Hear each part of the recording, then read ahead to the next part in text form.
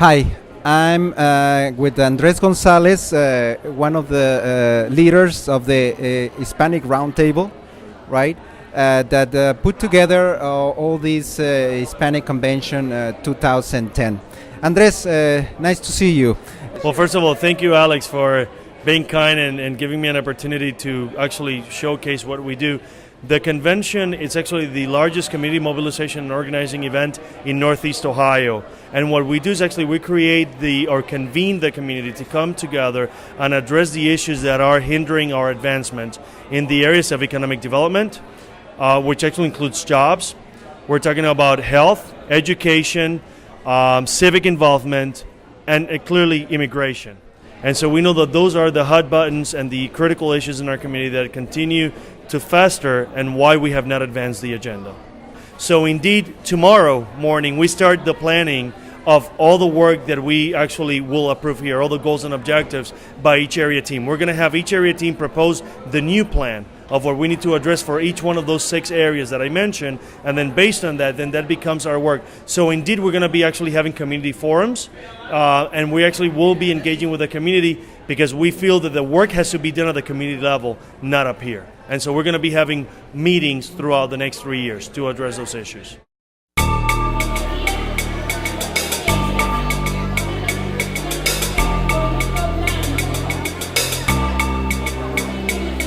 Hi, I'm here at the Hispanic Convention, and one of the most important things for the Latino community is to get a job. And here is Ingrid Angel, one of the directors of one of the most important agencies that helps Latinos in Cleveland, called El Barrio. Ingrid, how are you? Very excited today with what's happening. This is the first time we're having a Latino job fair. All of the companies that are present here today are willing to hire Hispanic, Latino population. So we have also arranged for anyone who does not have a resume to have it written here. We partnered with Deloitte Consulting, a very important consulting firm nationwide, and they are preparing one by one resumes and cover letters for everybody who comes here. So today we think we've got it all covered. We've got people getting their resume written for them. They're interviewing with more than 18 top-notch companies in town that are hiring. So we're very excited about that. We just need them to come. You want a job? There are more than 350 positions that are available right here at the Yo Hablo Español Job Fair. I understand that you are part of one of the teams that is helping the Latino community. It's the labor force and economic development. What would you see as a goals or an obstacles? Oh, absolutely. We have 2 main focuses, as you say, workforce one and economic development the other. In workforce, what we're trying to do is bring the Hispanic community closer to the corporate employers. So that is what all of this is about today. And we plan on doing this every year from now on. Those are our 2 main goals on the workforce front. On the economic development front, we are also creating a loan fund for small businesses. That is going to be extremely important because we know that there's a startup period in the small businesses' time that they just can't survive for a couple more months, and so we want to give them that extra push through this small loan fund. And thirdly, we're working also on association of contractors. Right now, in the next couple of years, there's going to be more than $6 billion with a B dollar in contracts in the greater Cleveland area. We know of the projects in the flats, we know of the medical mart, we know of the casino coming to town, and all of the big projects at the universities, the university hospitals, the Cleveland Clinic, and all of the healthcare systems are working on. We need to be a part of that. All of the Hispanic businesses need to be a part of that, and so that is where our goals are aiming toward. Thank you, and remember, Yo Hablo Español is not exclusive for Hispanics. We're welcoming everyone who wants to come. Thank you. Hispanic Convention with Jessica Cartagena, one of the leaders of the one of the most important issues in the Latino community, that is health. Jessica, what are the health issues in the Latino community nowadays? Access to health. Many people don't know where to go to get their screenings or what hospital services to use or health insurance. So that's why we're here today, to offer free screenings and bring many hospitals as well to just get information to the community and to understand that there is bilingual help as well. Also, I understand that the health industry is requiring more bilingual people to provide the services to the Latino community, isn't it? Yes, that's correct. That's one of our resolutions for the upcoming 3 years as a health area committee. We want to really increase the number of bilingual health providers out there, just so that people, and also that they're culturally competent. So that's what we're doing. Thank you. I hope to see everyone here. Thanks. Hi again. I'm with Max Rodas. Max Rodas is one of the leaders of the group of the immigration. Immigration has been an important issue nowadays for the Latino community, for all the deportations and problems that this community is being targeted to.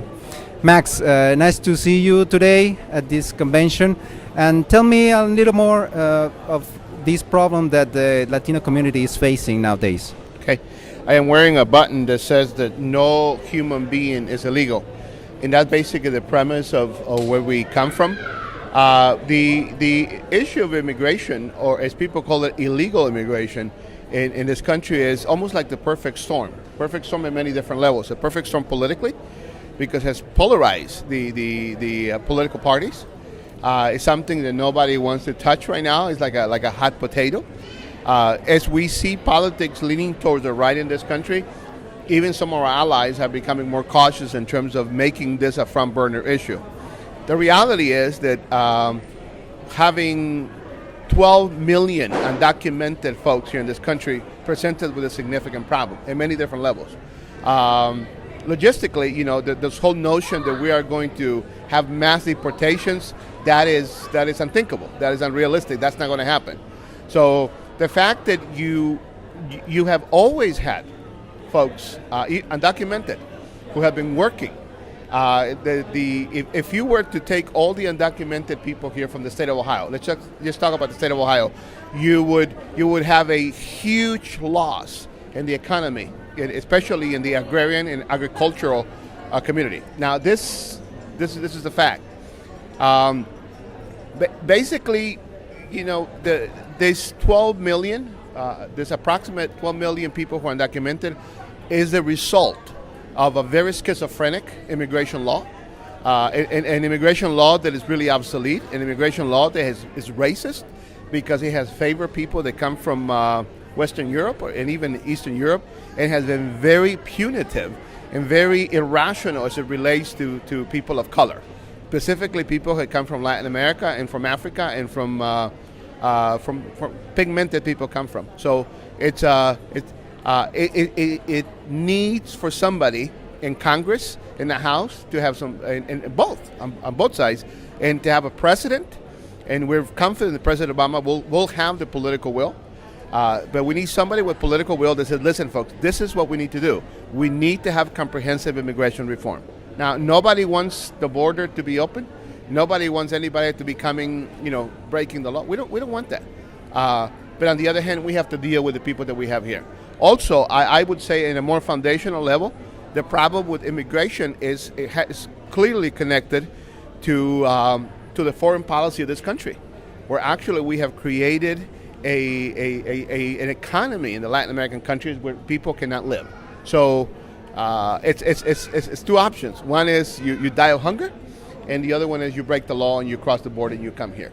So we need to fix that. We need to fix it. We need to have political will on that. It needs to be. It's a Latino issue, but it's not just a Latino issue. It's an African American issue. It's an African issue. It's a Western European issue. It's an issue for the United States. I believe that the Latinos, who are the largest minority in the United States, not only the largest minority in the United States, but the fastest growing minority in the United States. And not only the fastest growing minority, but the youngest minority in the United States can be the group of people that can salvage this economy. But what we're doing is we're punishing them. We're becoming prey of this ethnocentrism, prejudice, and racism instead of looking at it. To me, this is a social justice issue. We cannot come in the middle of the night and grab men out of their homes and leave their children. We cannot separate home. We cannot do that. We did that in the plantation when we were grabbing the slave. We cannot do that anymore. To me, this is a social justice issue because I'm a clergyman, and this is an issue of humanity. But it's also an economic development issue. So if you want this economy to come back, comprehensive immigration reform is the way to do that. Elections are coming in November. Right. Do you believe in the system? That's a difficult question. You know, I'm a citizen of the United States. I was born in Guatemala, but I'm a citizen of the United States. I believe in this country. I love this country. I actually believe that, yes, I believe in the system. I believe that the system is in jeopardy right now. I think that democracy is being overtaken by folks who are part of the dominant culture, folks who are very afraid. I think that the Republican Party is really leaning towards the right now in it's a very scary moment. It's a very scary moment. People hate me because, and when I ask them, why is it that you hate me? Why is it that you hate Latinos? They cannot give you an answer for that. So, yes, I believe in the system. I believe in the democratic process. But I also believe, and I think this is where my energy will go in 2011, is that we need a bottoms-up community organizing, mobilization that will say to folks, ya basta, this is enough. It's organizing from the base and start to wake up. So this is not only health issues or job issues, it's also political issues here in the Convención Hispana. Thank you so much. Thank you.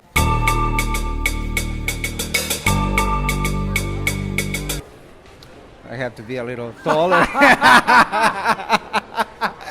You're really tall, man. Okay, hi again. I'm Alejandro Rivera, and I'm here with Jose Feliciano Jr. Jose Feliciano is one of the young leaders in the Latino community. I understand that you are the leader of the Young Latino Network. Yes. And that group also is being part of this convention, right? Yes.